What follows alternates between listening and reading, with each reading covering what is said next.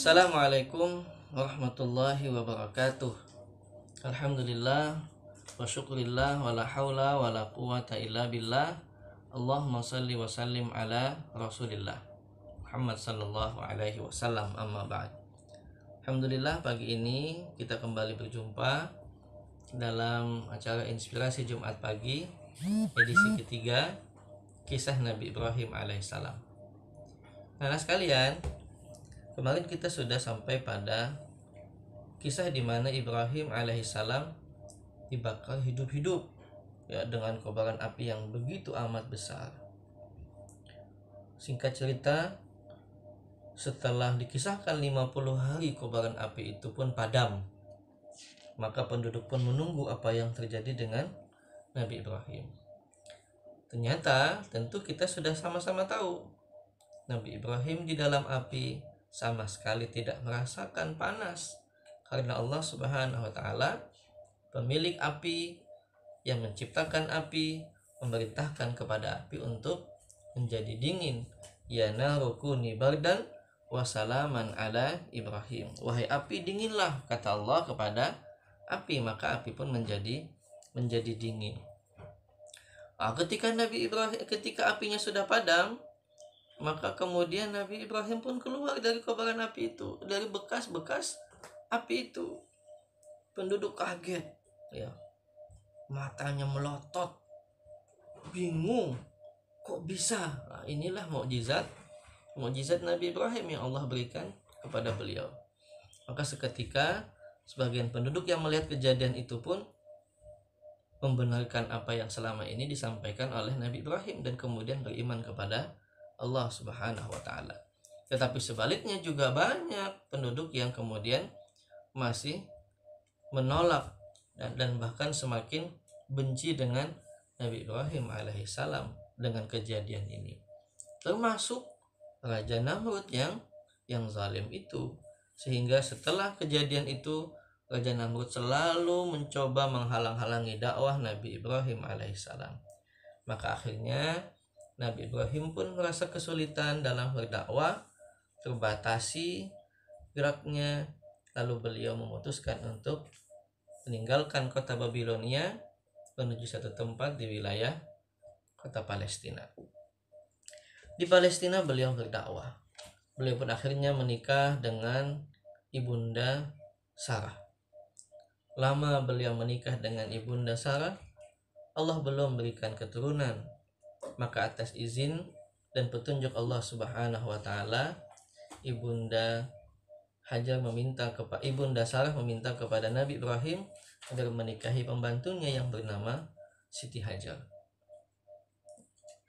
Singkat cerita, setelah menikah dengan Siti Hajar, Nabi Ibrahim alaihissalam pun diberikan oleh Allah keturunan yang diberi nama Ismail. Ibrahim pun kemudian mengajak Siti Hajar dan Ismail untuk meninggalkan kota Palestina. Atas perintah Allah, mereka meninggalkan kota itu menuju satu tempat yang jauh dari kota Palestina.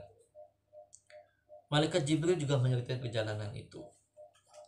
Kecepatan laju unta yang dikendali mereka disebutkan bahkan lebih cepat dibanding laju unta yang biasa. Mereka menempuh perjalanan yang panjang lagi jauh. Unta yang mereka kendali belum juga berhenti.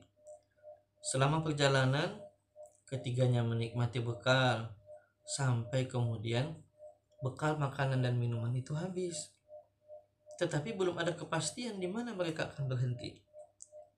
Ketika melewati perkebunan, Nabi Ibrahim alaihissalam menarik tali unta supaya untanya berhenti. Tetapi ternyata tidak.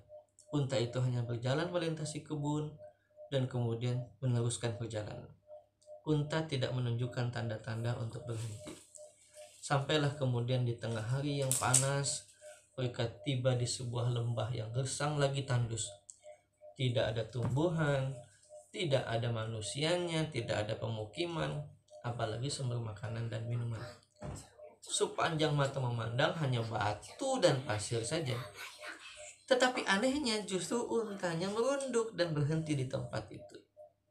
Inilah isyarat Allah Subhanahu wa taala bahwa Nabi Ibrahim harus meninggalkan Hajar dan Ismail di tempat di mana unta itu berhenti. Sesaat kemudian Nabi Ibrahim pun meninggalkan ibunda Hajar dan Ismail yang masih bayi. Maka ibunda Hajar kemudian bertanya, "Wahai suamiku, apakah engkau akan meninggalkan kami di sini?" Nabi Ibrahim diam. Dia yakin inilah tempatnya, inilah isyarat Allah. Akan tetapi sebagai seorang suami dan ayah yang penyayang, Nabi Ibrahim juga tidak tega meninggalkan bayinya dan istrinya di tempat yang tidak ada manusia, tidak ada makanan, tidak ada minuman, tandus. Bayangkan ya, kita ada di satu tempat yang tandus, gersang, sepi. Kalau malam gelap, nggak ada makan, nggak ada minum, gimana ya? Nabi Ibrahim diam. Ditanya lagi, "Ayo Ibrahim, jawablah, kata ibunda Hajar. Sampai satu ketika, sampai kemudian ibunda Hajar bertanya, "Wahai suamiku, apakah engkau tinggalkan kami di tempat ini atas perintah Allah?" Atas pertanyaan itu maka Ibrahim menjawab, "Iya, ini perintah Allah." Hajar pun lega. "Oh, kalau begitu wahai suamiku, kalau memang ini perintah Allah, Allah pasti akan menjaga kami dan menjaga aku dan bayiku. Allah pasti tidak akan menelantarkan dirinya dan Ismail yang masih bayi. Dia yakin bahwa Allah Maha Pengasih lagi Maha Penyayang. Jika ini perintah Allah, kami ridha. Jika ini perintah Allah, kami ikhlas." Itulah jawaban yang luar biasa dari ibunda Hajar alaihissalam. Luar biasa ya, ditinggalkan di tempat yang tandus, yang sepi, yang gelap kalau malam, bahkan tidak ada tempat makan dan minum, tidak ada tumbuh-tumbuhan yang ada di sekitar itu.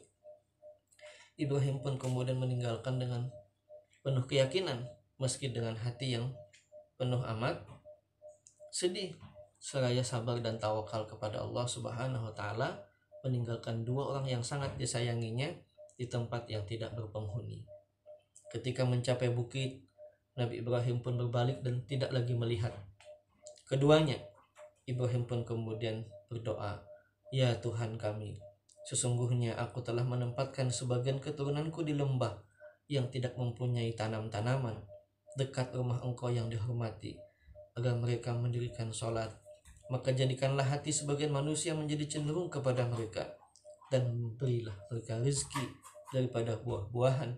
Mudah-mudahan mereka bersyukur." Itulah doa Nabi Ibrahim atas negeri Mekah yang hari ini dikaruniai oleh Allah Subhanahu wa taala dengan buah-buahan yang begitu amat banyak, dan manusia yang berbondong-bondong datang setiap tahun, termasuk pada tanggal 9 Zulhijjah ini. Semua orang yang sedang melakukan ibadah haji ngumpul ya, wukuf di padang Arafah. Singkat kisah, singkat cerita, Ismail pun tumbuh dari bayi kemudian menjadi besar dan dewasa. Maka kemudian Ibrahim pun datang untuk menjenguk dua orang yang sangat dikasihinya. Pada saat beliau tiba di Mekah, dia menyuruh Hajar untuk memandikan Ismail. "Mana Ismail?" "Itu." Kalau begitu mandikan dulu Ismailnya," kata Nabi Ibrahim. "Lalu pakailah pakaian yang bagus." Nabi Ibrahim membawa Ismail keluar rumah. Mereka berjalan menuju pegunungan. Sepanjang jalan mereka bercerita melepas rindu. Lama gak ketemu dengan anaknya. Nabi Ibrahim alaihissalam ingin menyampaikan satu berita, tapi hatinya bimbang. Sudah ditinggalkan di tempat yang tandus, kemudian setelah sekian lama meninggalkan, datang bertemu dengan anak yang sangat dicintainya, lalu tiba-tiba ingin menyampaikan sesuatu yang sulit untuk disampaikan kepada sang anak. "Apa itu, wahai anakku?" kata Nabi Ibrahim. "Aku ingin minta pendapatmu." Pelan-pelan Nabi Ibrahim ingin menyampaikan pesan ini. "Sampaikanlah ayah," kata Ismail kecil. "Aku ingin mendengar cerita ayah," kata Nabi Ismail. Aku mimpi nak, mimpi tentang dirimu, kata Nabi Ibrahim. Tapi aku khawatir engkau takut mendengar mimpi ini. Apa ya, apa, kata Nabi Ismail kecil. Jangan khawatir tentangku, cerita aja, kata Nabi Ismail. Wahai anakku, dulu, kata Nabi Ibrahim, ketika aku berdoa meminta keturunan, aku pernah berjanji kepada Allah, jika aku punya anak, maka aku akan korbankan semua atau sesuatu milikku yang paling berharga. Ismail serius mendengarkan cerita bapaknya. Wahai anakku, setiap kali aku tidur mimpi itu terus berulang. Aku merasa Allah memintaku untuk menunaikan janjiku. Aku harus memberikan milikku yang paling aku sayangi. Wahai anakku, sesungguhnya dalam mimpiku, aku menyembelihmu. Bagaimana pendapatmu? Ungkap Nabi Ibrahim alaihissalam. Bisa bayangkan nggak kalau ada bapak bilang begini, nah, bapak tadi malam mimpi nyembelih kamu. Kira-kira kalau kita jawabnya apa? Ih, bapak jahat. Pasti begitu ya mungkin. Tapi tidak bagi Ismail. Apa jawaban Ismail? Wahai Allah, wahai ayah, jika itu adalah perintah Allah, lakukanlah. Niscaya engkau akan mendapatiku sebagai orang yang sabar. Ini jawaban yang luar biasa, ya. Kalau kita yang biasa-biasa saja, bisa jadi jawaban kita, wah, ayah bercanda nih, ya. Tapi tidak bagi Ismail. Ismail anak yang saleh, anak yang taat, dan faham bahwa Ibrahim adalah seorang nabi. Maka beliau pun dengan ikhlas bahkan mengatakan, wahai ayahanda, jika itu memang perintah Allah, lakukan saja. Ya, mudah-mudahan engkau akan mendapatiku sebagai orang yang sabar. Maka Nabi Ibrahim alaihissalam begitu senang dengan jawaban Ismail, meskipun tidak menyangka jawaban Ismail yang masih kecil seperti itu. Dia menatap anaknya dengan rasa haru. Dulu ketika Ismail belum lahir, beliau sangat menginginkan keturunan. Setelah Ismail lahir, cintanya begitu besar, tetapi dia harus meninggalkan. Pada saat dia kembali, justru dia harus mengikuti perintah Allah untuk menyembelih anaknya. Disinilah setan tidak mau tinggal diam. Dia menyamar sebagai manusia. Dia pergi ke rumah Hajar, menyamar sebagai laki-laki, menggoda Hajar. Setan mendengar pembicaraan Ibrahim dan Ismail. Dia membujuk Hajar supaya mencegah Ismail dan Ibrahim melakukan perintah Allah. Kata setan kepada ibunda Hajar, Ibrahim akan menyembelih anakmu. Maka ibunda Hajar pun tanya, siapa kamu? Mengapa menyampaikan berita bohong ini? Begini. Jika dia hanya mengajak anakmu bermain, mengapa dia membawa sebilah pisau dan seutas tali? Begitu kata setan. Sungguh, Ibrahim akan mengorbankan anakmu hanya untuk Tuhannya, kata setan lagi. Apa jawaban ibunda Hajar? Pergi sana. Suamiku seorang nabi. Jika itu memang perintah Allah, aku ridho. Apapun yang dilakukan oleh suamiku. Itu jawaban ibunda Hajar. Setan gagal menggoda ibunda Hajar.